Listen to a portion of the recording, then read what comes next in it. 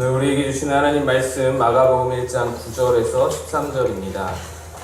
마가복음 1장 9절에서 13절 말씀.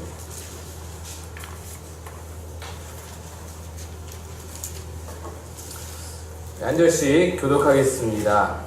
그때 예수께서 갈릴리 나사렛으로부터 와서 요단강에서 요한에게 세례를 받으시고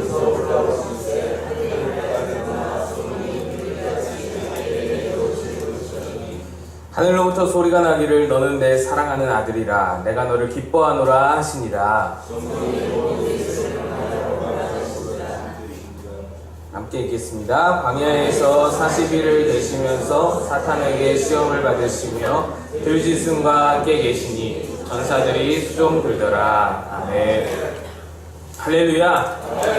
오늘 마가복음 강의 5번째 시간입니다. 예수님께서 지난주에 예수님의 받으신 세례에 대해서 함께 나눴었고요. 거기에서 가장 중요한 했던 것은 예수님께서 세례를 몸소 받으시면서 우리에게 보이시고자 했던 것은 예수님의 정체성을 하나님께서 선언하시잖아요. 너는 이는 내 사랑하는 아들이고 내 기뻐하는 자다. 그 말씀이 우리들에게도 해당된다라는 것을 제가 말씀드렸었습니다. 그래서 이 정체성이 중요하다. 그 말씀을 드렸었죠. 그래서 그 가치를 지닌 자로서 나는 하나님의 가치를 지닌 자로서 그래서 하나님의 가치 있는 자녀답게 살아갈 수 있어야 된다. 그래서 목사는 목사답게, 권사는 권사답게, 장로는 장로답게, 집사는 집사답게 살아갈 수 있는 것이다. 그 정체성이 있으니까. 그런 말씀 한번 드렸었고요. 오늘은 예수님께서 성령이 충만하셔서 세례 받으실 때 성령이 비둘기같이 임함을 보셨잖아요. 성령이 충만하셔서 그 성령이 충만하신 대로 성령께서 예수님 안에 계신 성령께서 예수님을 광야로 이끌고 가십니다. 그대로 광야로 가셔서 광야에서 40일을 금식하시고 사단에게 시험을 받으십니다. 사단에게 예수님께서 시험을 받으신 이유가 무엇일까? 예수님은 그냥 단번에 사단을 물리칠 수도 있을 것이고 사단이 범접하지도 못할 것 같고 그런 것을 왜 허용하셨을까? 사단의 시험을 왜 허용하시고 또 사단의 시험을 받으러 광야로 나아가신 이유가 무엇일까? 예수님이 굳이 우리는 사단의 유혹을 물리치는 그런 어떤 훈련이 되어야 하고 하겠지만 예수님이 굳이 그것이 필요할까? 그런 여러 가지 질문들이 있는데 우리 로마서 5장 18에서 19절 한번 보겠습니다. 우리 말씀을 띄워주시고 한번 읽겠습니다. 시작. 그런즉 한 범죄로 많은 사람이 정죄에 이른 것 같이 한 의로운 행위로 말미암아 많은 사람이 의롭다 하심을 받아 생명에 이르렀느니라. 한 사람이 순종하지 아니함으로 많은 사람이 죄인 된 것 같이 한 사람이 순종하심으로 많은 사람이 의인이 되리라. 아멘. 히브리서 2장 18절 말씀입니다. 함께 읽습니다. 시작. 그가 시험을 받아 고난을 당하셨은즉 시험 받는 자들을 능히 도우실 수 있느니라. 아멘. 말씀에 의하면 예수님께서 시험을 당하신 이유는 시험을 당하면서 우리를 이해하시기 위하여서 인간을 도우실 그 자격을 획득하기 위하여서 시험을 받으셨다라는 것을 우리가 알 수 있고요. 인간의 연약함을 이해하시기 위해서 또 하나님의 아들이시고 하나님 자신, 하나님의 본체이시지만 인간으로서 거쳐야 할 하나님의 사역자에 대한 훈련과 시험을 거치시는 것을 또한 알 수가 있겠죠. 제가 이것을 준비하면서 그런 생각이 들었어요. 예수님이 훈련과 시험을 거치신다.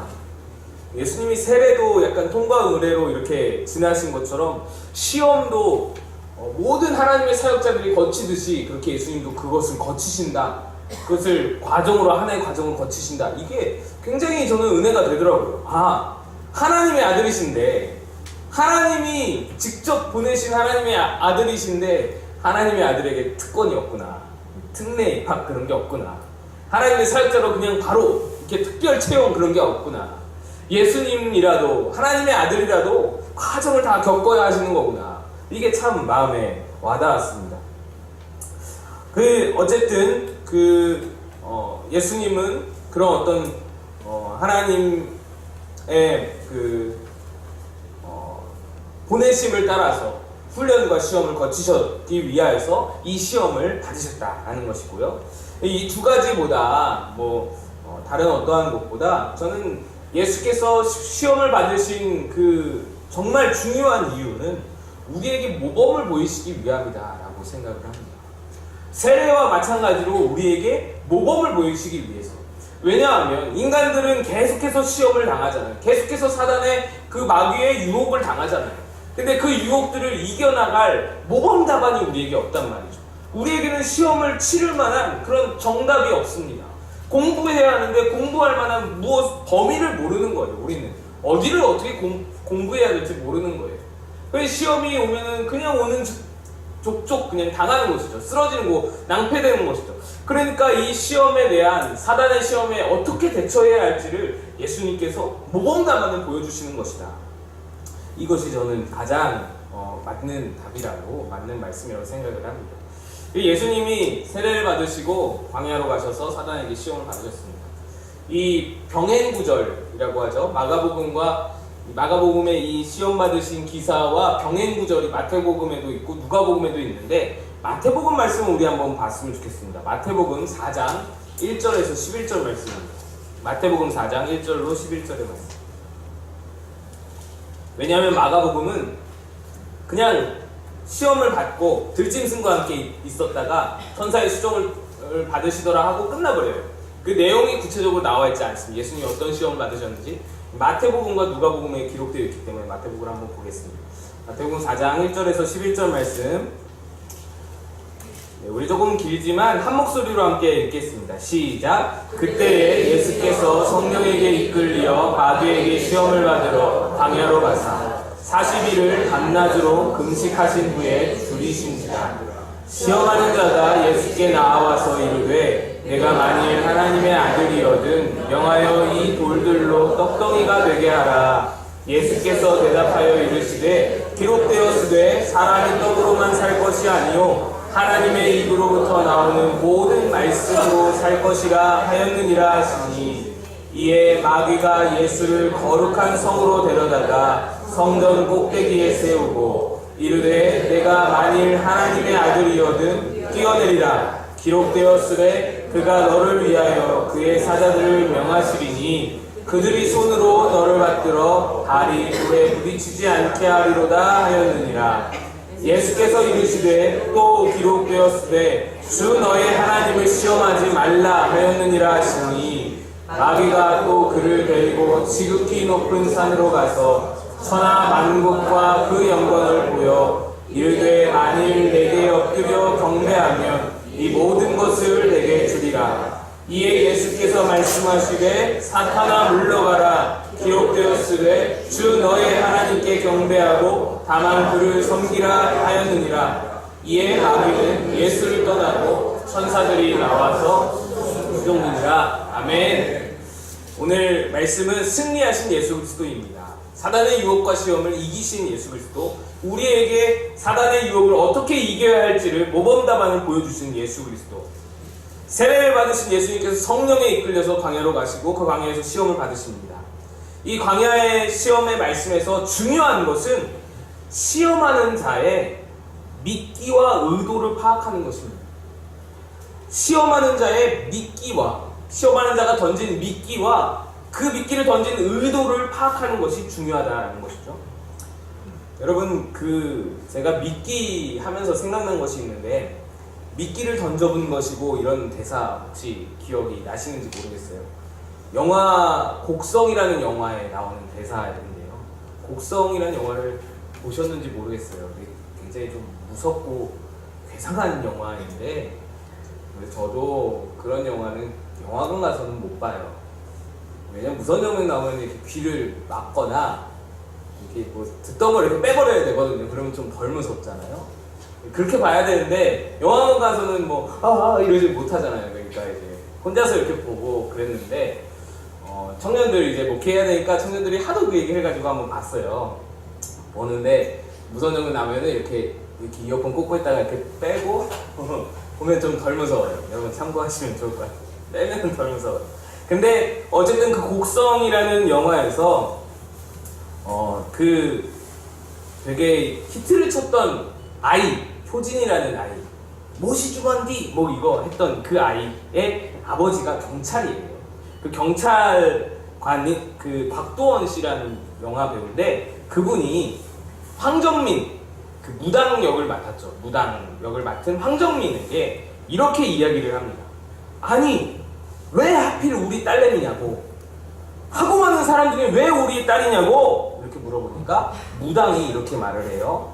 그러니까 딸이 지금 귀신에게 악마에게 찍힌 거예요. 그래서 이게 딱 포인팅이 돼가지고 악마가 계속 이 딸을 괴롭히고 있는 상황이었던 거예요.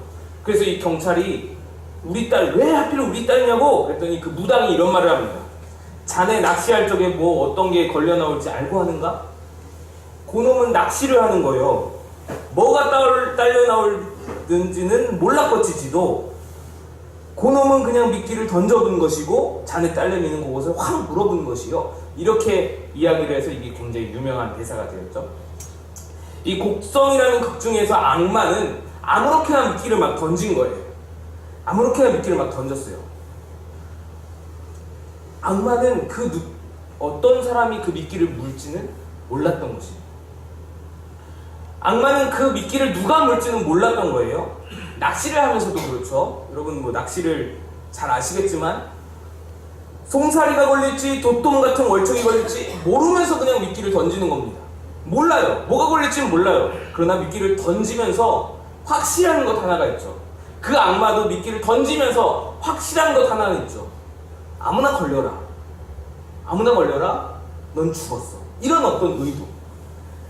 송사리가 걸리든 월척이 걸리든 뭐가 걸리든 아무거나 걸려라.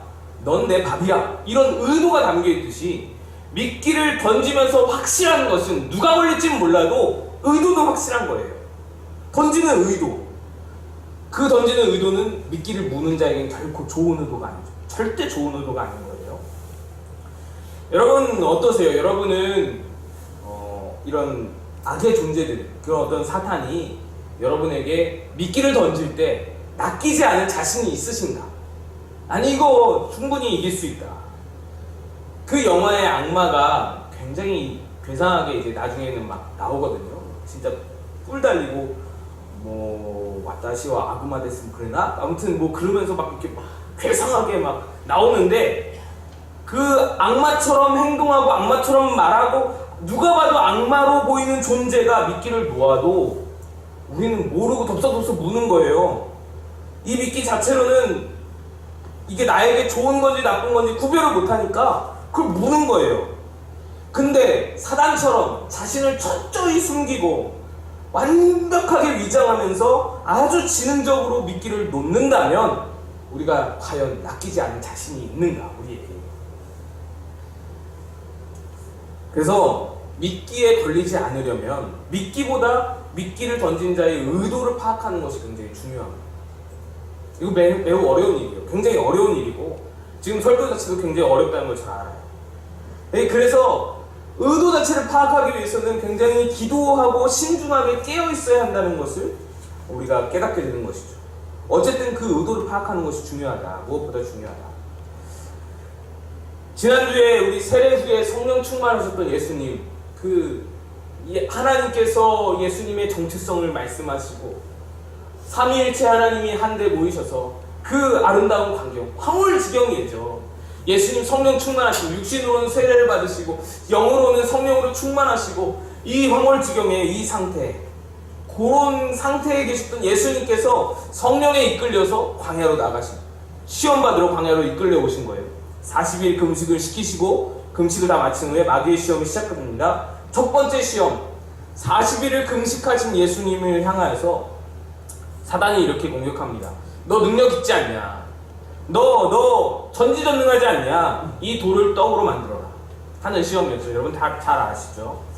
이 시험을 그냥 표면적으로 우리가 볼 때는 이 사탄의 의도가 무엇일까? 제가 한번 생각해봤어요. 이 사탄의 의도가 무엇일까? 제가 생각했을 때는 그랬어요. 개인적인 어떤 그 생물학적인 욕구 있잖아요. 식욕. 간단하게 말해서 내 식욕을 채우기 위해서 하나님의 능력을 막 남발하게 만드는구나. 남용하게 만드는구나. 처음엔 그렇게 생각을 했어요. 예수님이 하나님의 주신 그 능력, 하나님 본체로서의 능력을 막 남발하면 안 되잖아요. 남을 위해서, 예수님을 철저하게 남을 위해서 사용하셨어요. 예수님의 능력을, 신적인 권능은 언제나 어디서나 남을 위해서 사용했어요. 오병이어도 그렇고 풍랑을 장난케 한 것도 그렇고 어디서나 예수님은 예수님의 능력을 남을 위해서 사용하셨단 말이죠. 절대로 자신을 위해서 사용한 적이 한 번도 없으세요. 그 십자가에서 고통을 당하시면서도, 그 아픔과 고통을 당하시면서도 절대로 자신의 어떤 신적인 권능을 사용하지 않으셨단 말이죠. 사람들이 조롱했잖아요. 그거 한번 내려와 봐라. 엘리야가 오는지 봐라. 뭐 막 조롱했잖아요. 하나님의 아들이거든, 내려와라. 그러나 그 권능을 쓰지 않으셨어요. 왜? 자기를 위해서는 절대로 쓰지 않는 예수님만의 원칙이 있었던 거죠.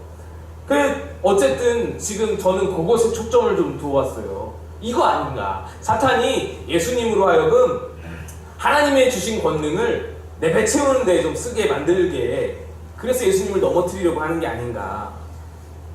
그걸 사단이 노렸네, 이렇게 생각을 했어요. 그런데 뭔가 명확하지 않던 중에 예수님의 대답을 보면서 정리가 됐습니다. 예수님의 대답을 집중해 보게 되었어요. 예수님이 이렇게 대답하시죠. 돌을 떡으로 만들어서 먹으라 라는 마귀의 시험에 예수님이 이렇게 대답하십니다. 말씀을 이용하시죠. 말씀을 인용하시면서 사람이 떡으로만 살 것이 아니요 하나님의 입으로부터 나오는 모든 말씀으로 살 것이다. 처음에는 제 느낌에 사단의 의도와 예수님의 답변이 맞지 않는다라는 생각을 했어요.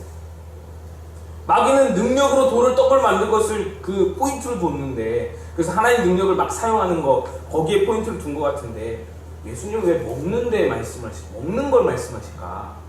왜 먹고 사는데 포인트를 두실까? 그래서 저는 약간 이게 핀트가 맞지 않는다라고 생각을 했어요. 예수님이 성경을 인용해서 말씀하시다 보니까 성경에 모든 말씀이 있는 게 아니니까 이게 좀 잘 안 맞지만 인용하셨나 보다, 이런 생각을 했어요. 이렇게 가볍게. 그런데 좀 더 깊이 묵상을 하다 보니까 그게 아님을 깨달았어요. 무엇이냐면 예수님의 대답 안에 마귀의 숨겨진 의도가 들어있는 거예요. 마귀는요, 40일을 굶주린 예수님에게 그 배고픔을 건드립니다. 그 배고픔을 충동합니다. 그 식욕, 그 생물학적인 욕구를 건드리면서, 야, 너 배고파갔지? 너 배고프지? 너 먹을 거 귀하지? 그거 봐. 사람은 먹을 게 전부야. 사람은 먹을 거 없으면 못 산다. 사람은 물질적인 게 충족돼야 사는 거야. 너 배고파봐서 알잖아. 목구멍이 포도청이라잖아. 너 고생해봐서 알잖아. 너 배고프니까 어때? 먹고 싶지. 고상한 척 하지 마. 인간은 물질적 충족으로, 물질적으로 충족돼야만 살 수 있는 존재야. 그건 없으면 살 수 없는 거야. 물질 없이는 살 수 없어. 물질을 매어서 살 수밖에 없는 거야. 너도 사람인 이상 어쩔 수 없다. 이것을 계속 자극하는 거예요. 예수님을 향하여서. 이것을 입증하고 싶었던 것이죠, 사단은. 예수님이 돌을 떡으로 만드는 순간 그것이 입증되는 거예요. 아, 예수도 어쩔 수 없잖아. 배고프니까 그거 봐. 먹어야만 살지. 사람은 그거야. 먹어야만 사는 거야. 사람은 그거야. 물질적으로 충족이 돼야만 사는 거야. 이거를 입증하고 싶은 거예요, 사단이. 하나님 아들이라도 인간이 된 이상 어쩔 수 없이 목구멍이 포도청이라고 어쩔 수 없어 하는 것을 입증하고 싶었던 것이 그의 의도였던 거예요. 더 나아가서 그것을 입증하면 뭐가 입증이 돼요? 더 나아가서 그것을 통해서 궁극적으로 노렸던 것은, 너 물질로밖에 살 수 없으니, 물질이 충족돼야만 살 수밖에 없으니 하나님 말씀에서 좀 떨어져도 괜찮아. 너의 우선순위는 물질인 거야. 너의 우선순위는 목구멍인 거야. 너의 우선순위는 그 배고픔 허기를 채우는 거야. 그러니까 하나님 말씀에서 조금 떨어져도 괜찮아. 밥 먹고 사는 게 급하잖아. 돈 벌고 사는 게 급하잖아. 말씀에서 좀 떨어져도 멀어져도 괜찮아. 어쩔 수 없잖아. 그냥 이렇게 다 사는 거야. 이게 사단의 의도라는 것이죠. 떡으로 배를 채우게 하는 그것은, 식욕의 충족은 단지 미끼일 뿐이고, 진짜 사단의 의도는 뭐냐면 하나님 말씀에서부터 떨어뜨리는 거예요. 자꾸. 아, 괜찮아. 아, 괜찮다니까. 먹고 사는 거 다 먹고 사는 거 마찬가지야. 그래서 예수께서는 그렇게 말씀하시는 거예요. 그것을 완전히 반박하시면서, 완전히 그냥 몰아세우시면서, 사람은 떡으로만 사는 게 아니야. 영적인 존재임으로, 영적인 창조물임으로, 영적인 피조물임으로 하나님의 입으로부터 나오는 모든 말씀으로 사는 거야. 예수님이 완벽하게 반박하면서 사단의 유혹을 모든 미끼를 차단해버리시는 거예요. 인간은 굉장히 물질적인 존재인 것처럼 보이지만 실상은 그렇지 않다는 거예요. 인간은 영적인 존재다라는 거예요. 물질이 아무리 충족이 되어도 영적으로 헛헛하면, 영적으로 배고프면, 영적으로 굶주리면 사는 게 아니고, 모든 것을 충족시켜도 기쁨이 없고 행복이 없고 만족이 없는 것이 인간이다. 인간이 살기 위해 물질적인 것만 충족되면 잘 살 수 있을 것 같지? 결단코 그렇지 않다. 인간은 영의 양식을 먹어야만 살 수 있는 거야. 완전히 반박하면서, 완전히 뒤집으면서 예수님이 마귀의 의도를 간파하시고는 철저하게 깨트려 버리시는 거죠. 그렇게 마귀의 시험을 물리치시는 거예요. 첫 번째 시험은 그렇게 물리치시는 거예요. 두 번째 시험도 마찬가지입니다. 마귀가 거룩한 성으로 예수님을 데려가서 성전 꼭대기에 세우고는 네가 만약 하나님의 아들이거든 여기서 뛰어내려봐라. 그래요. 특이한 거는 이번에 마귀가 말씀을 인용합니다. 말씀을 인용해요. 말씀 내용이 뭐냐면 너가 뛰어내릴 때 하나님의 아들이면은 하나님이 너를 위해서 천사들을 보내셔서 보호하실 거야. 천사들이 너를 다치지 않게 할 거야. 그러니까 뛰어내려라. 이 말씀을 인용을 하는 거예요. 그러므로 여러분, 성경 말씀 인용한다고 다 선한 목자가 아니에요. 하나님 말씀 들이내는다고 다 하나님의 뜻이라고 보면 안 되는 거예요. 사단도 성경을 인용하는 거예요. 사단도 하나님 말씀을 인용할 수 있는 거예요. 그래서 우리가 정말 잘 분별해야 하는 것이, 잠깐 딴 얘기하면 잘 분별해야 하는 것이, 성경을 한 구절 한 구절이 이렇게 우리가 한 구절 한 구절만 외우면 그게 위험할 수가 있어요. 물론 한 구절 한 구절이 능력이 돼요. 내가 힘들 때, 내가 지칠 때 하나님께서 그 말씀으로 나를 도우신다고, 나를 위로하신다고, 내게 힘 주신다고, 염려하지 마라, 걱정하지 마라, 두려워하지 말라 말씀하시면 힘이 되죠. 능력이 되죠. 그런데 진짜로 정말로 위험한 순간에는 사단이 그 말씀으로 우리를 공격할 때는 그 말씀이 함의하고 있는 의미와 또 말씀의 전체 그 문맥과 맥락을 다 이해하고 있어야, 성경의 전체적인 스토리를 다 알고 있어야 이것이 이게 틀렸구나, 이게 맞는 말이구나, 이것을 파악할 수 있다, 분별할 수 있다라는 것이죠. 그래서 우리가 성경도 많이 알아야 된다, 공부해야 된다라는 말이 이런 말씀입니다.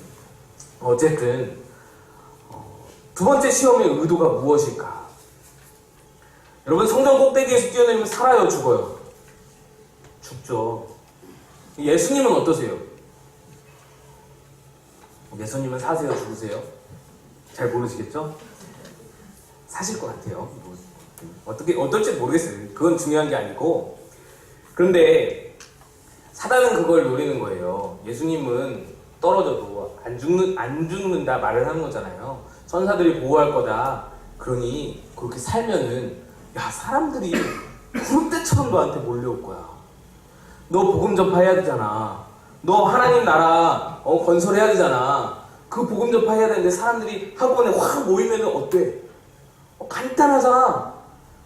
너 이렇게 뛰어내리는데 딱 안 죽고 딱 살았어. 쫙 멋있게 딱 해가지고 착지를 해가지고 10점 만점 딱 받아가지고 사람들이 쫙 모여서 궁대처럼 모여서 와 대단하다. 어떻게 그렇게 사셨습니까? 어떻게 그렇게 안 죽고 안 다쳤습니까? 물어보면 그때 주 예수를 믿으라. 그리하면 너한테 복을 얼마나 멋있냐고, 얼마나 좋겠냐고 사단이 이렇게 유혹하는 거예요.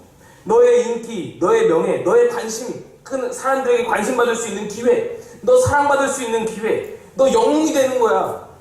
그런 어떤 심리적인 욕구, 명예욕을 이렇게 부추기는 그런 욕구, 관심받고 싶은 욕구, 사랑받고 싶은 욕구를 자극하는 의도로 이제 보이는 거죠. 그런데 마찬가지로 실제 숨겨진 의도는 바로 예수님의 대답에서 찾아볼 수 있습니다. 예수님이 뭐라고 대답하시냐면, 주 너의 하나님을 시험하지 말고 주 너의 하나님을 시험하지 말라라고 말씀을 인용해서 대답을 하십니다. 마귀의 숨겨진 의도는 이거였습니다.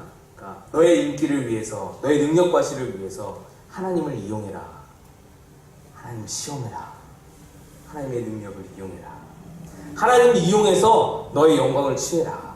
하나님을 이용해서 너의 인기를 취해라. 하나님을 이용해서 너의 능력을 과시해라. 하나님을 이용해서 너의 심리적인 명예욕을, 너가 추구하는 그 명예를 채워라 라는 것이죠. 하나님의 취하실 영광을 가로채고 하나님을 이용해서 그 영광을 내가 취하라 라는 것입니다. 여러분, 이것이 사단의 실제적인 의도라는 거예요.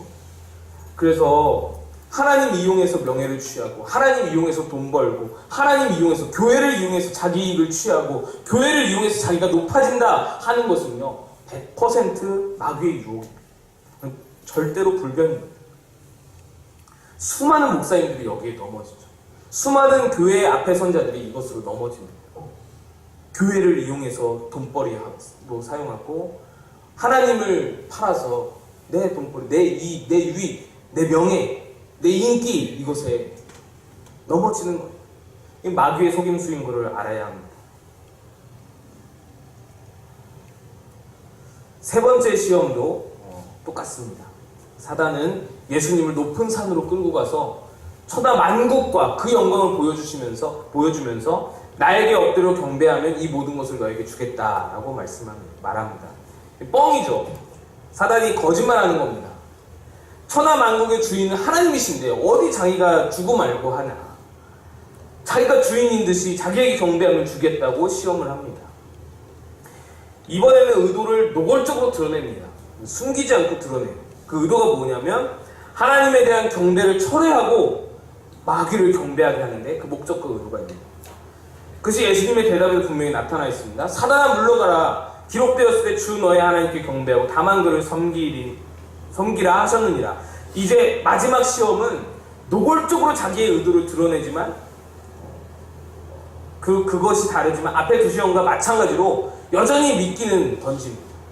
사람의 권력욕구, 소유욕구, 사람의 권력욕, 영광을 향한 열망, 이걸 미끼로 던져서 하나님을 향한 경배를 취소하고 하나님을 향한 경배를 버리고 권력을 숭배하고 자신을 경배하게 만드는 의도가 깃들어져 있는 시험이라는 것이죠.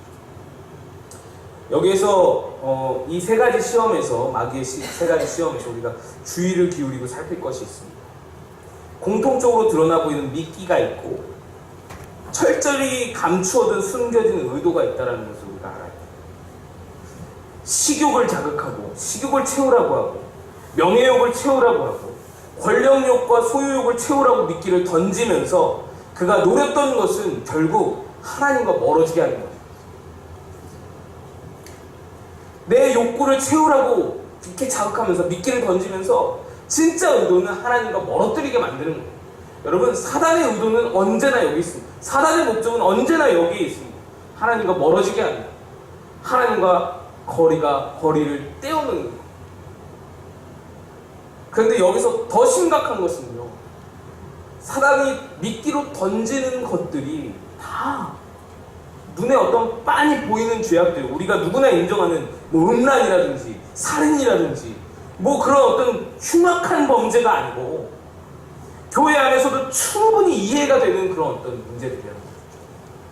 배고픔 어쩔 거야, 먹어야죠. 그리고 물질로 채워야죠. 그래야 살죠. 그리고 뭐 좀 사람들에게 명예를 받고 싶어 하는 거, 그런 거 당연한 거지. 우리의 본능적인 욕구들, 이게 뭐가 죄가 되냐 싶은 것들을 미끼로 던졌다는 거. 그게 죄라는 말이 아니라 그걸 미끼로 쓴다라는 것입니다. 그걸 미끼로 이용해서 결국은 하나님과 멀어뜨리려고 하는 사단의 의도가 드러났다라는 것입니다. 그러니까 교회를 다니고 우리가 뭐 직분을 맡고 봉사 열심히 하고 심지어 목사라도 그 미끼를 덕석덕석 무는 거예요. 마귀는, 사탄은 그 곡성의 대사처럼 미끼를 던져보는 것이죠. 누가 물지는 몰랐겠죠. 마귀가 진정 노리는 것, 마귀의 의도는 명확한 거예요. 우리를 하나님에게서 멀어뜨리는, 그래서 결국 우리를 망가뜨리는 거예요. 누구라도 이런 생각하잖아요. 여러분, 이게 얼마나 큰 반전인가요? 사단이 이런 의도를 가지고 우리에게 미끼를 던진다는 거 얼마나 큰 반전인가요? 우리는 알지 못했죠. 그저 나 자신에게 집중하자. 힘들잖아, 피곤하잖아. 공동체를 위해 드리는 시간은 아깝잖아. 나를 위해 좀 쓰는 시간이 아무리 많아도 부족하잖아. 돈도 시간도 나만을 위해 사용하자. 이런 마음이 왜 안 들겠어? 저희들 안 들겠습니다. 그런데 이런 모든 것들이 하나하나가 마귀의 미끼다. 예수님께서 십자가를 지셔야 한다는 말씀을 하실 때 베드로가 뜯어 말립니다. 예수님은 그 사랑하는 수제자더러 사탄아 뒤로 물러가라. 너는 나를 넘어지게 하는 자로다. 그렇게 말씀하셨어요. 오늘 실제 사탄을 만났을 때와 똑같이 사탄아 물러가라 라고 말씀하셨습니다. 베드로는 단지 스승을 생각해서, 여러분 이 이야기 아시죠? 예수님이 나 이제 십자가에 못 박혀 죽는다 말씀하시니까 베드로가 뜯어 말렸어요. 왜 그러시냐고 선생님. 그러지 마시라고. 그런 말씀 좀 마시라고. 성경에 기록되어 있는 단어들을 찾아보면 항변했다고 기록되어 있어요. 따지고 들었던 거예요, 베드로가. 왜 그런 소리 하시냐고. 지금 우리가 예수님께 얼마나 공을 들였는데, 우리가 3년 동안 얼마나 예수님을 따라다니면서 모든 것을 다 버려두고 제쳐두고 예수님만 따라왔는데 지금 무슨 말씀하시냐고 예수님께 막 따져들었더라는 거예요. 베드로는 단지 스승을 생각하고 또 자기를 생각해서, 자기 앞날을 생각해서 누구나 이해할 만한 그런 상황에서 예수님을 뜯어 말린 것 뿐인데 사탄이라는 거예요. 예수님이 사탄이래요. 사탄아 물러가라 그러시는 거예요. 얼마나 실망인가요? 예수님 이럴 수가 있나요? 그런데 예수님께는 그게 진짜였던 거예요. 그게 정말인 거예요. 인류 전체를 생각하지 않고 예수님 자신의 어떤 생존 욕구와 본능을 생각하게 하는 것은 사탄이 던지는 미끼라는 거예요. 예수님은 누구보다도 잘 아시는 거예요. 이미 3번이나 그 미끼를 만나봤기 때문에. 그리고 바로 뒤이어서 예수님께서 이렇게 말씀합니다. 나를 따라오려거든 자기를 부인하고 자기 십자가를 지고 나를 따를 것입니다. 저는요, 말씀 준비하면서 이 말씀, 나를 따라오려거든 자기를 부인하고 자기 십자가를 지고 나를 따를 것이니라, 이 말씀이 이렇게 가슴 깊이 와닿은 적이 없었어요. 아, 예수님이 말씀하신 자기 부인이 이런 거였구나, 이런 의미였구나. 우리는 대단히 헌신하는 사람만 자기 부인한다고 생각하잖아요.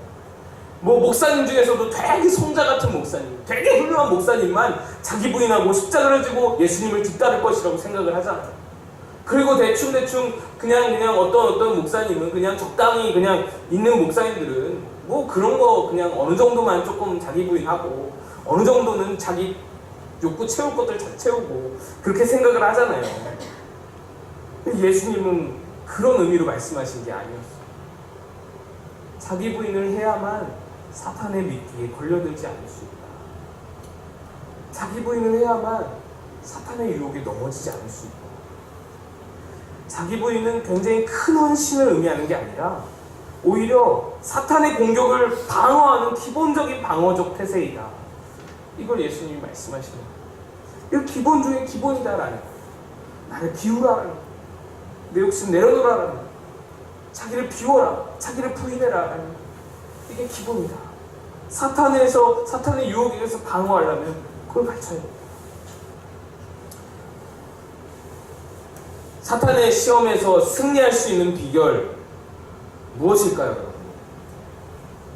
제가 지난주에 말씀드렸었는데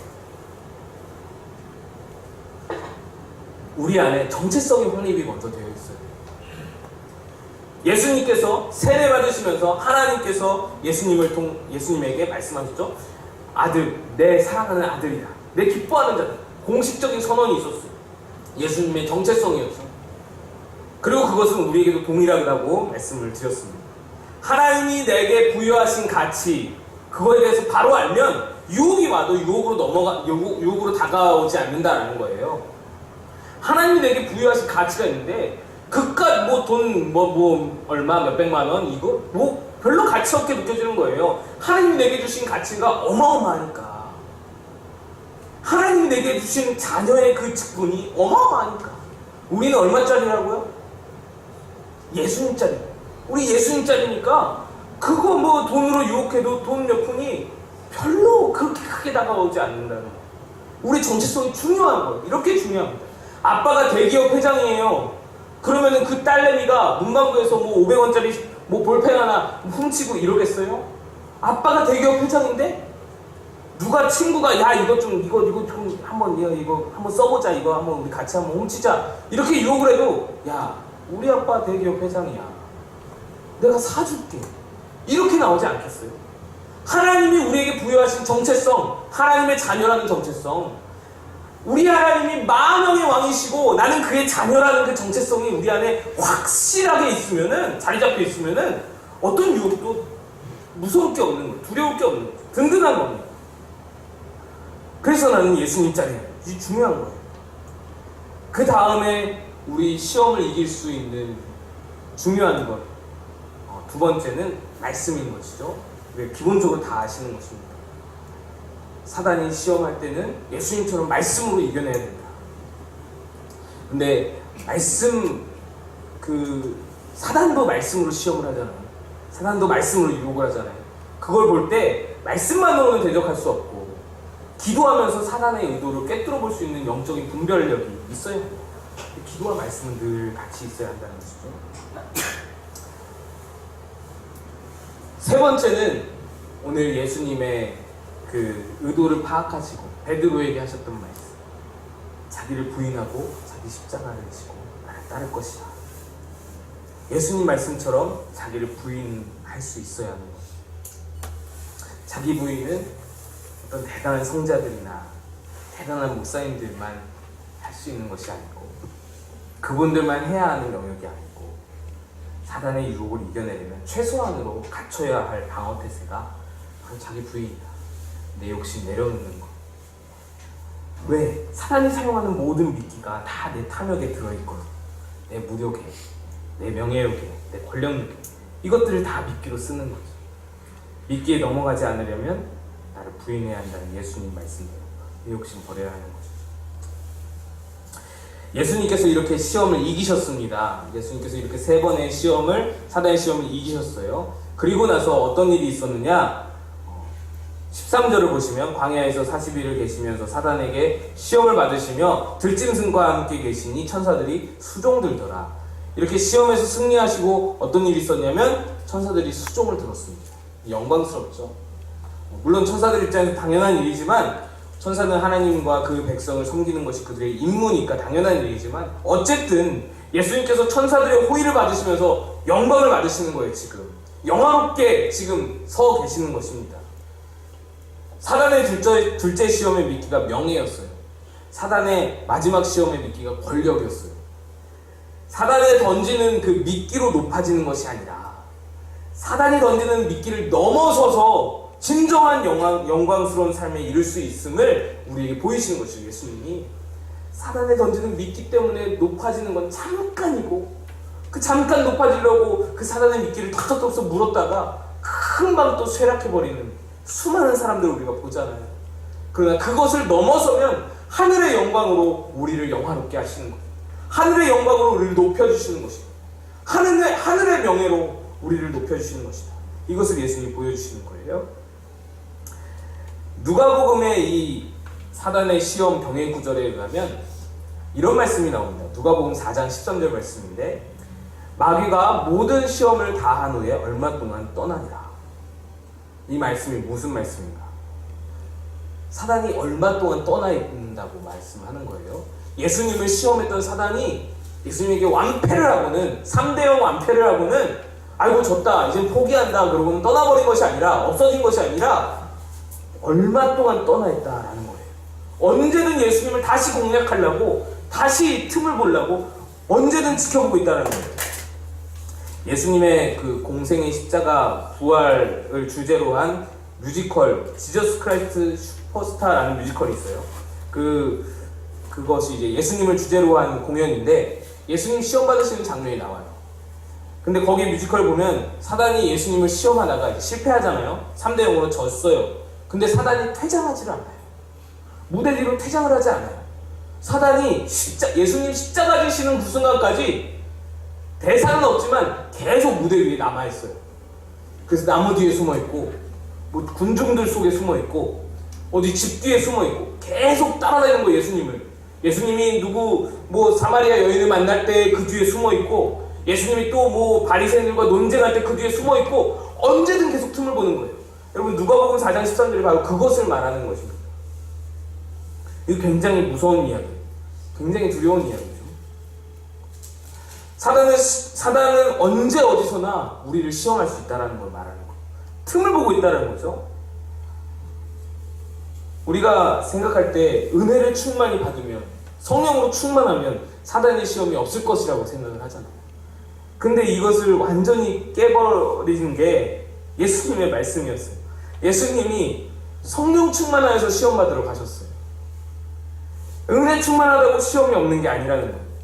예수님도 세례를 통해서 성령이 비둘기처럼 막 임하고 있었는데 그러고는 바로 다음이 시험이었어요.